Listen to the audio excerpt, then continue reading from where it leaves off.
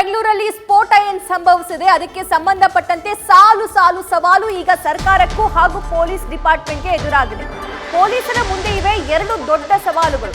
ಉಗ್ರರ ಕೈವಾಡನ ಅಥವಾ ಹೋಟೆಲ್ ಲಾಬಿಗಾಗಿ ಈ ಬ್ಲಾಸ್ಟ್ ಆಯ್ತಾ ಅಂತ ಎರಡು ಆಯಾಮಗಳಲ್ಲಿ ತನಿಖೆಯನ್ನ ಪೊಲೀಸರು ಈಗಾಗಲೇ ಶುರುವಿಟ್ಟುಕೊಂಡಿದ್ದಾರೆ. ಯಾವ ಆಂಗಲ್ ಸಾಬೀತಾದ್ರೂ ಆತನನ್ನ ಉಗ್ರ ಪಟ್ಟಿಗೆ ಸೇರಿಸ್ತಾರೆ. ಯಾಕಂದ್ರೆ ಆತ ಉಗ್ರ ಪಟ್ಟಿಗೆ ಸೇರ್ತಾನೆ. ನಿಷೇಧಿತ ವಸ್ತು ಇಟ್ಟುಕೊಳ್ಳೋದು ಬಳಸೋದು ಕೂಡ ಅಪರಾಧ. ಅದಲ್ಲದೆ ಸಾರ್ವಜನಿಕರಿಗೆ ತೊಂದರೆ ಉಂಟು ಮಾಡುವಂತಹ ಹಿನ್ನೆಲೆಯಲ್ಲಿ ಆತ ಆ ಸ್ಫೋಟವನ್ನ ಸಂಭವಿಸಿದ್ದಾನೆ. ಸ್ಫೋಟಕಗಳನ್ನ ಇಟ್ಟು ಅಲ್ಲಿ ಬ್ಲಾಸ್ಟ್ ಆಗೋ ರೀತಿ ಮಾಡಿ ಬೇರೆಯವರ ಪ್ರಾಣದ ಜೊತೆ ಚೆಲ್ಲಾಟವಾಡಿದ್ದಾನೆ. ಸೊ ಹಾಗಾಗಿ ಆತನನ್ನ ಉಗ್ರರ ಲಿಸ್ಟ್ಗೆ ಸೇರಿಸಲಾಗುತ್ತೆ.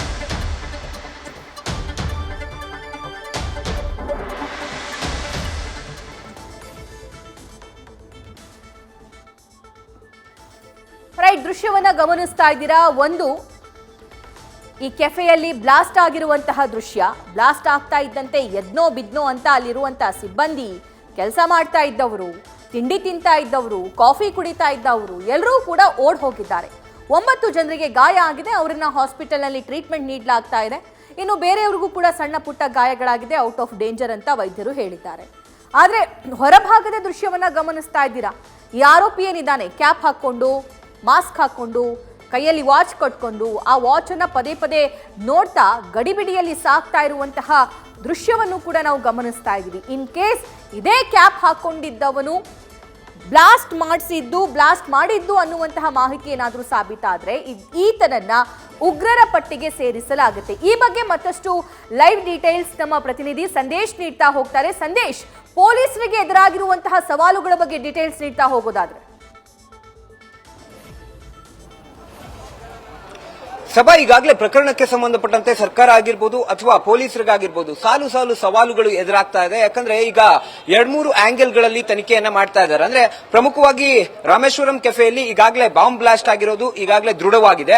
ಆದ್ರೆ ಬಾಂಬ್ ಅನ್ನ ಬ್ಲಾಸ್ಟ್ ಮಾಡಿದ್ದು ಯಾವ ಕಾರಣಕ್ಕಾಗಿ ಅನ್ನೋದಕ್ಕೆ ಸಂಬಂಧಪಟ್ಟಂತೆ ಈಗಾಗಲೇ ಅಧಿಕಾರಿಗಳು ಆ ವ್ಯಕ್ತಿಗಳನ್ನ, ಅಂದ್ರೆ 4 ಜನ ಶಂಕಿತರನ್ನ ಏನು ವಶಕ್ಕೆ ಪಡೆದಿದ್ದಾರೆ ಅವರನ್ನ ವಶಕ್ಕೆ ಪಡೆದು ಈಗಾಗಲೇ ವಿಚಾರಣೆಯನ್ನ ಮಾಡ್ತಾ ಇದ್ದಾರೆ. ವಿಚಾರಣೆ ಸಂದರ್ಭದಲ್ಲಿ ಹೋಟೆಲ್ ಲಾಬಿಗಾಗಿ ಈ ಒಂದು ಕೃತ್ಯವನ್ನ ಮಾಡಿದ್ರೆ ಅಥವಾ ನಿಜಕ್ಕೂ ಕೂಡ ಇದರ ಹಿಂದೆ ಉಗ್ರ ಸಂಘಟನೆ ಇದೆಯಾ ಅನ್ನೋದಕ್ಕೆ ಸಂಬಂಧಪಟ್ಟಂತೆ ಈಗಾಗಲೇ ಎನ್ಕ್ವೈರಿಯನ್ನ ಮಾಡ್ತಾ ಇದ್ದಾರೆ. ಅಂದ್ರೆ ಪ್ರಮುಖವಾಗಿರುವಂತದ್ದು ಈ ಹೋಟೆಲ್ ಲಾಬಿಗಳಿಗೆ ಸಂಬಂಧಪಟ್ಟಂತೆ ಯಾರಾದ್ರೂ ವೈಯಕ್ತಿಕವಾಗಿ ತೆಗೆದುಕೊಂಡು ಈ ರೀತಿ ಕೃತ್ಯವನ್ನ ಮಾಡಿದ್ರ ಅಥವಾ ನಿಜಕ್ಕೂ ಕೂಡ ವಿಧ್ವಂಸಕ ಕೃತ್ಯವನ್ನ ಎಸಕೋದಕ್ಕೆ ಯಾವ್ದಾದ್ರು ಉಗ್ರ ಸಂಘಟನೆ ಈ ರೀತಿ ಕೃತ್ಯವನ್ನ ಮಾಡ್ತಾ ಅನ್ನೋದಕ್ಕೆ ಸಂಬಂಧಪಟ್ಟಂತೆ ಈಗಾಗಲೇ ಎನ್ಕ್ವೈರಿಯನ್ನ ಮಾಡ್ತಾ ಇದ್ದಾರೆ. ಆದ್ರೆ ಎರಡರಲ್ಲಿ ಯಾವುದು ಸಾಬೀತಾದ್ರೂ ಕೂಡ ಆತನನ್ನ ಉಗ್ರ ಅಂತಾನೆ ಕರೀತಾರೆ. ಯಾಕಂದ್ರೆ ಸಮಾಜ ನಿಷೇಧಿತ ಒಂದು ವಸ್ತುಗಳನ್ನ ಬಳಸಿ ಅಥವಾ ಕಚ್ಚಾ ವಸ್ತುಗಳನ್ನ ಬಳಸಿ ಸಮಾಜ ನಿಷೇಧಿತ ಒಂದು ಸ್ಫೋಟವಾಗುವಂತಹ ಸ್ಫೋಟಕಗಳನ್ನ ತಯಾರು ಮಾಡುವಂತದ್ದೇನಿದೆ ಇದು ದೇಶ ವಿರೋಧಿ ಚಟುವಟಿಕೆ ಆಗುತ್ತೆ. ಹಾಗಾಗಿ ಎಲ್ಲ ಒಂದ್ ಕಡೆ ಸಾರ್ವಜನಿಕ ಸ್ಥಳದಲ್ಲಿ ಅದನ್ನ ಇಟ್ಟು ಬ್ಲಾಸ್ಟ್ ಮಾಡಿರೋದ್ರಿಂದ ಆತನನ್ನ ಉಗ್ರ ಅಂತಾನೆ ಕರೀಲಾಗುತ್ತೆ.